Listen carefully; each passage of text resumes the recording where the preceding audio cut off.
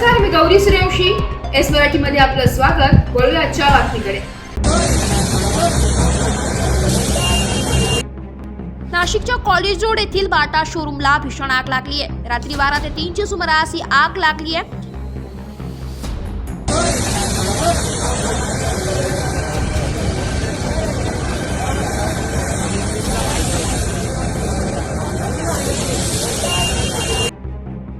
सुदैवाने यामध्ये कोणतीही जीवितहानी झालेली नसून दुकानातील सामानांचे नुकसान झाल्याचं वर्तवण्यात येते. आग विझवण्यासाठी अग्निशामक दलाचे बंब दाखल होऊन आग आटोक्यात आणण्यात त्यांना यश आलंय. Bureau report, S Marathi news, Nashik. अशाच नवीन ताज्या घडामोडी जाणून घेण्यासाठी आमच्या एस मराठी न्यूज चॅनलला लाईक करा, शेअर करा, सबस्क्राईब करा आणि बेल आयकॉनला क्लिक करायला विसरू नका.